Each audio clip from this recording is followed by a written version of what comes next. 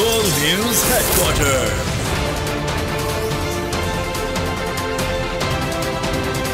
अस्सलामुअलैकुम। बोल news headquarters में खुशामदीद। मैं हूँ आपके साथ परीशा जुल्फ़िकार। मैं हूँ सैयद रजी और मैं हूँ आपके साथ अनम जुल्फ़िकार। हेडलाइंस आप जान चुके हैं, बुलेटिन में बात करेंगे। हुकूमत का बड़ा एक्शन, टैक्स चोरों की शामत, मुल्क गिर क्रैकडाउन,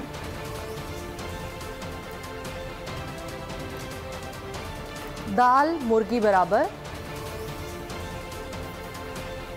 सियासत नहीं मईशत,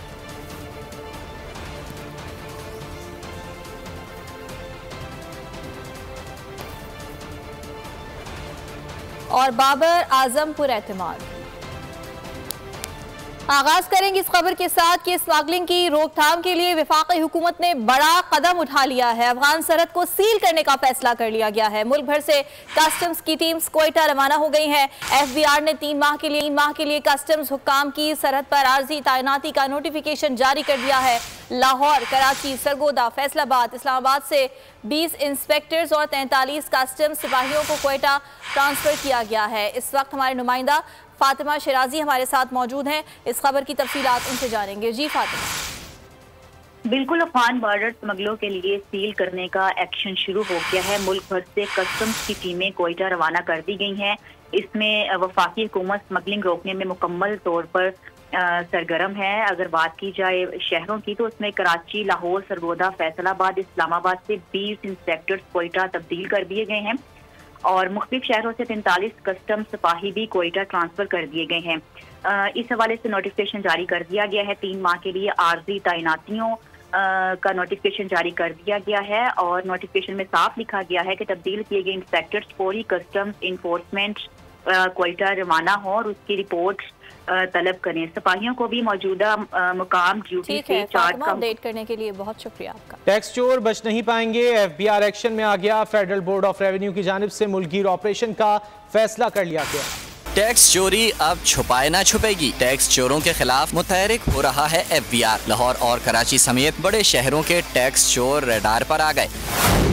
11,000 अफराद की फहरिस्तें तैयार कर ली गईं, जिसमें सनतकार, मिल्स मालिकान, ताजिर, प्रॉपर्टी डीलर्स और दीगर शामिल हैं। FBI ज़राए के मुताबिक फहरिस्त में शामिल अफराद कारोबार की रफ्तार से टैक्स नेट में शामिल नहीं हुए। टैक्स चोरों के खिलाफ वो सबूत हैं। नोटिस मिलने पर 1 हफ्ते में दस्तावेजात देना होंगी। बदउनवानी के इल्जामात के तहत 1000 अहम शख्सियात को बैरून मुल्क जाने से रोक दिया गया है। स्टॉप लिस्ट में मुसलसल इजाफा जारी है। FIA इमिग्रेशन की स्टॉप लिस्ट में बीबी chairman Bilawal Bhutto, PP chairman Bilawal Bhutto और साबिक वज़ीर आला सिंध मुराद अली शाह के बाज़ करीबी साथियों और अफसरान के नाम भी शामिल हैं। लिस्ट में ज़ख़ीरा अंदोज़ों, हुंडी, शुगर माफिया और दीगर बदउनवान अनासिर को भी शामिल किया गया है। मुल्क की माशी बदहाली के जिम्मेदारों को कटहरे में लाने की तैयारी। FIA इमिग्रेशन की स्टॉप लिस्ट में शामिल नामों की तादाद 1000 से तजावुज़ कर गई। ज़राए ने इंकशाफ किया है कि FIA इमिग्रेशन की स्टॉप लिस्ट में मुराद अली शाह, बिलावल भुट्टो के बास करीबी साथियों और अफसरान के नाम भी शामिल हैं। स्टॉप लिस्ट में हुकूमतों में शामिल सियासी शख्सियात, सरकारी अफसरान शामिल हैं।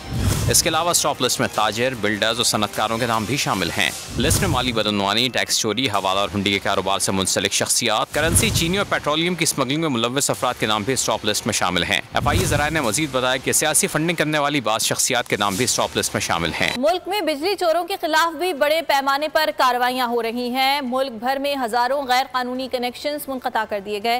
पैसों ने पेशावर, मर्दान, खैबर और बन्नू समेत दीगर इलाकों में सैकड़ों कुंडे हटा दिए। मुतादिद अफराद को हिरासत में ले लिया गया। हैस्को ने भी 3800 से जायद चोरी में मुलव्वस अफराद के खिलाफ कानूनी कार्रवाई का आगाज कर दिया। बिजली चोरी अब नहीं चलेगी। मुल्क भर में कुंडा हटाओ मुहिम अपने असरात दिखाने लगी। खैबर पख्तूनख्वा में अब तक 400 से जायद कुंडे हटाए जा चुके हैं। तर्जुमान पेस्को के मुताबिक बिजली चोरी की मद में 50 लाख रुपए से जायद के जुर्माने भी आयद किए गए। पेस्को ने 200 बिजली चोरों के खिलाफ FIR के इंदराज के लिए दरख्वास्त जमा करा दी। कई अफराद को गिरफ्तार भी किया जा चुका है। ज़राए महकमा तवानाई के मुताबिक मुल्क भर में अब तक बिजली की चोरी के 2000 से जायद बड़े केसेस का पता चला। 21 अफराद को गिरफ्तार किया गया। 16 करोड़ 40 लाख रुपए जुर्माना आयद किया जा चुका है। उधर हैदराबाद इलेक्ट्रिक सप्लाई कंपनी ने बिजली चोरों के खिलाफ ऑपरेशन तेज कर दिया। ऑपरेशन में तेजी के लिए 57 अफसरान के तबादले और तैनातियां कर दी गईं। सिंध के 13 अजला में छापों के दौरान गैर कानूनी ट्रांसफार्मर्स और बिजली मीटरों में हेर फेर पकड़ी गई।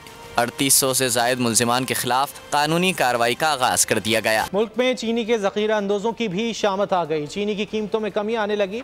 पेशावर में महंगी चीनी फरोख्त करने पर 31 अफराद को जेल भेज दिया गया।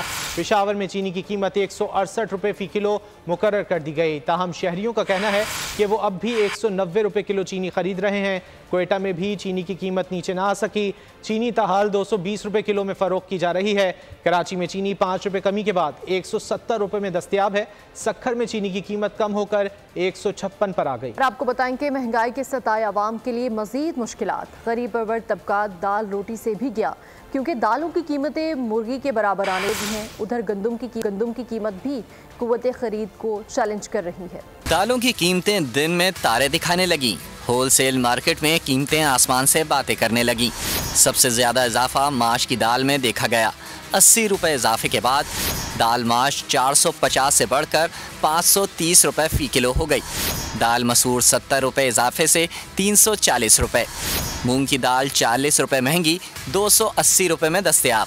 चने की दाल 215 से 230 रुपये में फ़रोख्त हो रही है। आवाम कहते हैं पहले ही महंगाई से परेशान थे, अब दाल रोटी पर भी गुजारा मुश्किल हो गया है। मुल्क इस वक्त मौशी बहरान से गुजर रहा है। हम सबको सियासत की बजाय पहले मईशत की फिक्र करनी चाहिए। मुल्क है तो हम सब हैं। साबिक सदर आसिफ अली जरदारी का इलेक्शन कमीशन पर इजहार इत्मीनान। कहा मरदमशुमारी के बाद इलेक्शन कमीशन नई हल्काबंदियाँ करवाने का पाबंद है। उम्मीद है इलेक्शन कमीशन आइन के मुताबिक इलेक्शन करवाएगा।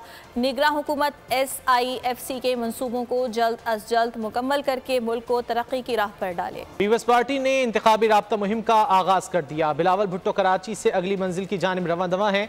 बिलावल भुट्टो ठट्टा से बदीन और फिर हैदराबाद भी जाएंगे। ठट्टा जाते हुए बिलावल का काफिला घारों में भी रुका, जहां कारकुनान ने नारे लगाकर उनका इस्तकबाल किया।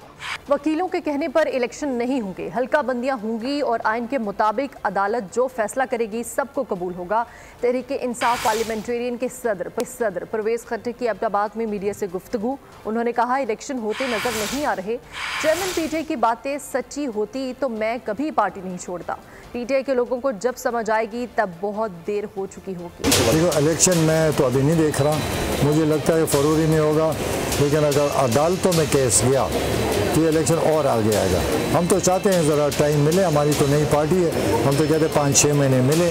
हमारा मौक़िफ़ ये, क्योंकि जो इन्होंने आइन में चेंज किया है कि हल्का बंदियाँ पहले होंगी फिर इलेक्शन होगा, वो जो आर्टिकल है उसके मुताबिक जब तक हल्का बंदियाँ नहीं होंगी इलेक्शन नहीं कह सकते। जो वकीलों ने तो हर चीज़ को चाहे कत्ल कर दो कहेगा तुम बरी हो जाओगे, ऐसा नहीं है। आइन को देखना पड़ेगा और अदालत फैसला करेगी इंशाल्लाह। जो अदालत फैसला करेगी वो आइन के मुताबिक हो, क्योंकि हम प्रैक्टिकल आदमी हैं, हम चाहते हैं कि इस मुल्क में काम हो, लेकिन वहाँ पर मैंने इरादा ही नहीं देखा। मुझे बड़ा अफसोस हुआ कि हमने इस मुल्क के साथ जो वादे किए थे, मैं अपने मुल्क के लोगों को कहता हूँ कि कोई सच नहीं है, इसमें कोई हकीकत नहीं है, सिर्फ एक कहानी है और उस कहानी के अंदर हम डूबे बैठे। हम खुद बेवकूफ़ बन गए, हमें ये नहीं पता था। हमें तो सियासी जदोजहद कर रहे थे और उस तरफ अटैक जो है हमारे इंस्टीट्यूशन के ख़िलाफ़ हो गया। तो मैं इन PTI के लोगों को कहता हूँ कि आपको जब अकल आएगी तो वक्त गुजर चुका होगा। पाकिस्तान का पलड़ा भारी। आपको ये खबर दें कि ऑफिशियल सीक्रेट एक्ट और आर्मी तरमीमी कानून सुप्रीम कोर्ट में चैलेंज कर दिया गया है। चेयरमैन PTI की जानिब से सुप्रीम कोर्ट में आईनी दरख्वास्त दायर की गई है। ऑफिशियल सीक्रेट एक्ट आर्मी तरमीमी कानून को कल अदम करार देने की इस्तदा की गई है। आपको आगाह कर रहे हैं, ऑफिशियल सीक्रेट एक्ट और आर्मी तरमीमी कानून को सुप्रीम कोर्ट में चैलेंज कर दिया गया है। चेयरमैन PTI की जानिब से सुप्रीम कोर्ट में आईनी दरख्वास्त दायर की गई है। ऑफिशियल सीक्रेट एक्ट और आर्मी तरमीमी कानून को कलअदम करार देने की इस्तदा की गई है। ये दोनों कवानीन जिसे चैलेंज किया गया है, ऑफिशियल सीक्रेट एक्ट और आर्मी तरमीमी कानून, सुप्रीम कोर्ट में ये चैलेंज किए गए हैं और चेयरमैन PTI की जानिब से सुप्रीम कोर्ट में आईनी दरख्वास्त इस सिलसिले में दायर की गई है। ऑफिशियल सीक्रेट एक्ट और आर्मी तरमीमी कानून को कलअदम करार देने की इस्तदा की गई है। इन दोनों कवानीन के तहत केसेस भी ज़ेर समात हैं और अब इस तमाम तर सूरत हाल में इस कानून को सुप्रीम कोर्ट में चैलेंज कर दिया गया है। चेयरमैन PTI की जानिब से सुप्रीम कोर्ट दरख्वास्त दायर की गई है। ऑफिशियल सीक्रेट एक्ट आर्मी तरमीमी कानून को कलअदम करार देने की उनकी जानिब से दरख्वास्त में इस्तदा भी की गई है। ऑफिशियल सीक्रेट एक्ट और आर्मी तरमीमी कानून सुप्रीम कोर्ट में चैलेंज कर दिया गया है। चेयरमैन PTI की जानिब से सुप्रीम कोर्ट में आईनी दरख्वास्त दायर कर दी गई है। ऑफिशियल सीक्रेट एक्ट आर्मी तरमीमी कानून को कलअदम करार देने की इस्तदा की गई है। अहम खबर है, ऑफिशियल सीक्रेट एक्ट और आर्मी तरमीमी कानून सुप्रीम कोर्ट में चैलेंज कर दिया गया है। चेयरमैन PTI की जानिब से सुप्रीम कोर्ट में आईनी दरख्वास्त दायर कर दी गई है और उस दरख्वास्त में ये इस्तदा की गई है कि ऑफिशियल सीक्रेट एक्ट आर्मी तरमीमी कानून को कलअदम करार दिया जाए। दोनों कवानीन के हवाले से कुछ केसेस ज़ेर समात भी हैं और इसी हवाले से सुप्रीम कोर्ट में ऑफिशियल सीक्रेट एक्ट और आर्मी तरमीमी कानून को चैलेंज कर दिया गया है। चेयरमैन PTI की जानिब से सुप्रीम कोर्ट में आईनी दरख्वास्त दायर कर दी गई है। इस दरख्वास्त में यह इस्तदा की गई है कि ऑफिशियल सीक्रेट एक्ट और आर्मी तरमीमी कानून को कलअदम करार दिया जाए। चेयरमैन PTI की जानिब से सुप्रीम कोर्ट में ये आईनी दरख्वास्त दायर की गई है और इस दरख्वास्त में यह इस्तदा की गई है कि इस एक्ट को कलअदम करार दिया जाए। ऑफिशियल सीक्रेट एक्ट और आर्मी तरमीमी कानून को कलअदम करार देने की इस्तदा की गई है। ऑफिशियल सीक्रेट एक्ट और आर्मी तरमीमी कानून सुप्रीम कोर्ट में चैलेंज कर दिया गया है। इसी हवाले से बात कर लेते हैं, हमारे साथ मौजूद हैं बैरिस्टर जफरुल्लाह। जफरुल्लाह साहब, क्या कहेंगे आप? चैलेंज कर दिया गया है सुप्रीम कोर्ट में दोनों कवानीन को। मैं कहता हूँ पहले ये है कि एक साल में 49,000 से लेकर 56,000 मुकदमे हो गए हैं। 7,000 मुकदमा बढ़ गया है, जिसमें गरीब, मिस्कीन, कातिल सब जेल में पड़े हुए हैं और सिर्फ इमरान खान की जो है ना सुप्रीम कोर्ट केस सुने जा रही है। मैं तो एक शहरी के तौर पर इस पे एहतजाज करता हूँ। हमारा भी हक है कि हमारे मुकदमे सुने जाए, जो भी फैसला करना है करें। दूसरा मेरा एतराज ये है कि पाकिस्तान की आइन में अगर चैलेंज करना ही है तो पहले हाई कोर्ट में जाए। हाई कोर्ट में क्यों मुअत्तल करते हो? सुप्रीम कोर्ट बाद में आती है। तीसरी बात ये है कि ये पार्लियामान ने ला बनाया है, सदर पाकिस्तान के पास भेजा है। पाकिस्तान में आइन है, आइन ये कहता है सदर पाकिस्तान या कबूल करते या उसको इतरार लगा के भेज देते। सदर साहब ने पिछले 6 माह में सैकड़ों कवानीन को इतरार लगा के भेजा है। इसको अगर कानून कहता है, रिपब्लिक में प्लेटो ने भी यही लिखा है, इब्राहिम लिंकन ने यही लिखा है, आज भी यही ला है कि जो चीज पे आप चुप रहेंगे तो वो कबूल शुमार हो जाएगी। खामोशी नीम रजा होती है। निकाह में जो दुल्हन दूल्हा चुप रहे तो हम कहते हैं निकाह भी कबूल हो गया। तो ये मजाक ना बनाए। ये खान साहब भी और सुप्रीम कोर्ट भी इस मसले को मुल्क को चलने में आगे, पार्लियामान को लॉ मेकिंग करने में। 9 मई को जो कुछ भी उन्होंने किया है तो फिर इनकलाब लाने की कोशिश की, तो अब आए ना मुकदमों का सामना करें। मेरी तो ये गुजारिश है। जफरुल्लाह साहब, अब chief justice of Pakistan justice Umar Ata Bandial की जो उनके जो ओहदे की मियाद है वो 16 सितंबर को मुकम्मल होने वाली है, तो आप समझते हैं कि उससे पहले जो है वो इस पर बातचीत होगी? बिल्कुल नहीं होगी। हमारे मुकदमे तो 4-4 साल नहीं लगते। हमारे मुकदमे तो पहले दिन पेश होते हैं तो 2 महीने के बाद पहली तारीख लगती है। अगर इसको करते हैं तो मैं तो बतौर शहरी इस पे एहतजाज करूंगा। अलबत्ता लगाना तो लगा दें, लेकिन मैक्सिमम क्या कर लें कि वो नोटिस ही देंगे ना। मैं तो कहता हूँ कि मुकदमे सुप्रीम कोर्ट में डायरेक्ट जाने नहीं चाहिए, वो रिवाज बना हुआ है, लेकिन मैक्सिमम अगर लेंगे भी तो नोटिस करेंगे। मतलब वो फैसला कल तो उन्होंने फरमा दिया है अपनी सास के हक में, हालांकि उनको उठ जाना चाहिए था, लेकिन चलो फैसला नहीं कर पाएंगे, बस अगर मैक्सिमम करेंगे तो नोटिस देके चले जाएंगे। ठीक है जफर साहब, और ये भी फरमाइएगा कि अगर ये दरख्वास्त समाअत के लिए मुकर्रर कर दी जाती है, इस पर मज़ीद कार्रवाई आगे बढ़ती है, तो इस वक्त जो ऑफिशियल सीक्रेट एक्ट के तहत मुकदमात ज़ेर समाअत हैं तो उन्हें भी रोक दिया जाएगा? फिर देखिए वो तो कोर्ट की मर्जी है ना। अगर कोर्ट चाहती है, अव्वल तो मैं नहीं समझता कि ऐसा करना चाहिए। पहले भी उन्होंने एक केस में किया है कि दुनिया में होता नहीं है। लॉ मेकिंग पार्लियामान का काम है, 400 बंदा बैठा होता है, आवाम का आदमी है, जज वही अपॉइंट करते हैं, उनकी बात को उठा के आप फेंक देते हैं। लेकिन पाकिस्तान में तमाशा लगा हुआ है। लेकिन अगर कोर्ट चाहेगी स्टे कर देगी तो वो रुकेगा। आमतौर पे होता नहीं है, 100 में 1 में भी नहीं होता। लेकिन अगर वो स्टे नहीं करते तो फिर मुकदमे जारी रहे। अच्छा जफरुल्लाह साहब, आपको क्या लगता है, या चैलेंज कर दिए गए दोनों कवानीन, तो ये कहाँ तक जाएंगे या फिर मुस्तरद कर दी जाएगी इस्तदा? मेरा ख्याल ये है, देखिए मैं अदालत के बारे में प्रिडिक्ट तो नहीं कर सकता, मैं बतौर कानून अपनी राय दे सकता हूँ। मेरा अपना ख्याल ये, पहली बात तो है कि चैलेंज होने नहीं चाहिए। सदर साहब ने जो कुछ किया है, जो उस पर लॉ डिवीजन ने फैसला किया है, ठीक किया, लॉ बन गए। अगर नंबर 2, अगर उनको चैलेंज करना है तो उनका फौरन हाई कोर्ट है, किसी हाई कोर्ट में चले जाएं, सुप्रीम कोर्ट में नहीं जाना चाहिए। थर्ड सुप्रीम कोर्ट के चाहिए तो ये वापस कर दे। और जो अपना काम है ना, जो उसके पास 56,000 केस पड़े हुए हैं, एक साल में 7,000 केस का इजाफा हो गया है, तो मुल्क का क्या कसूर है? क्या मुल्क इमरान खान का है कि एक आदमी आता है 50-50 समातें करके अदालत अपना वक्त ज़ाया करती, और जो कातिल हैं जिनको सज़ाए मौत हुई हुई है, उनके माँ बाप, उनका बीवियाँ, उनके बच्चे हैं, रेपिस्ट के केस पड़े हुए हैं, यतीमों की जायदाद के केस पड़े हुए, उनको क्यों नहीं सुनते? खान साहब से काहे की मोहब्बत है? मतलब मैं अपार्ट फ्रॉम अलग बात, शफकत को भूल जाए, एक आदमी है यार, उसके लिए तुमने सारी सुप्रीम कोर्ट को जगह माल बना दिया। और जो हमारे आम केस पड़े उनको क्यों नहीं सुनते? इनको भी आम बंदा ट्रीट करो ना, जितना हमें टाइम देते हो उतना इनको दो। 56,000 केस हो गया पाकिस्तान में, लोग मतलब जायदादों से महरूम हैं, लोग हकूक से महरूम हैं।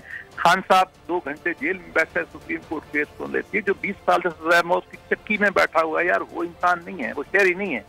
फिर तो आप खुद कहते हो कानून गरीब अमीर के लिए बराबर होना चाहिए। कहाँ कानून बराबर है? पाकिस्तान का कानून तो चंद लोगों के हाथों में, जिन पर गैर मगाल है, यरगमाल है, पैसे वालों के हाथों में गैर मगाल है। सुप्रीम कोर्ट ने तो मजाक बना दिया कानून का भी साफ है। ठीक है। और जफर साहब ये फरमाइएगा कि जैसा कि आपने कहा कि ये दरख्वास्त सुप्रीम कोर्ट में दायर नहीं की जानी चाहिए थी, हाई कोर्ट जाना चाहिए था पहले, तो आप समझते हैं कि हाई कोर्ट में भी इस केस को जगह मिलेगी?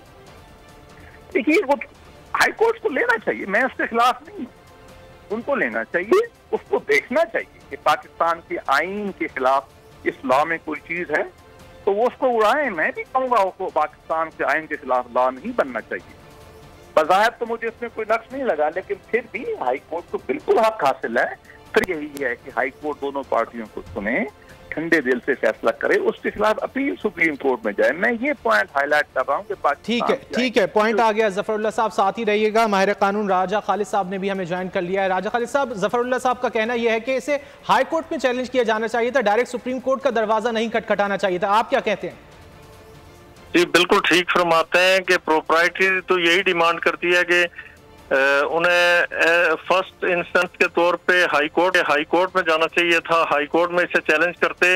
लेकिन मैं ये समझता हूँ कि ये बिल, ये जो इनकी पिटीशन है या जो बिल है, पिटीशन में तो कोई फोर्स नहीं है, और bill it can not be challenge because now it is the law of the land. ये जो कहते हैं कि सदर साहब ने दस्तखत नहीं किए, तो अब सवाल ये पैदा होता है कि आर्टिकल 75 बड़ा क्लियर है इस हवाले से।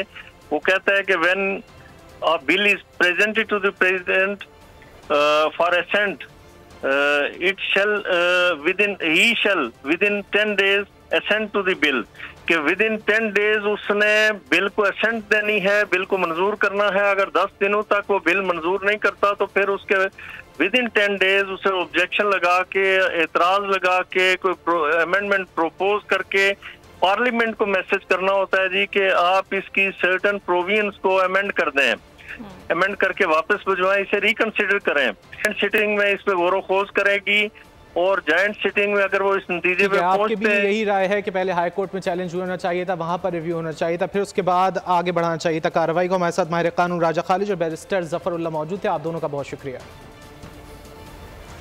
बोल न्यूज़ हेडक्वार्टर से फिलहाल इतना ही। ब्रेक के बाद हाजिर होंगे न्यूज़ हेडलाइंस के साथ। मजीद खबरों और अपडेट्स के लिए विजिट कीजिए हमारी वेबसाइट bolnews.com और देखते रहिए बोल न्यूज़।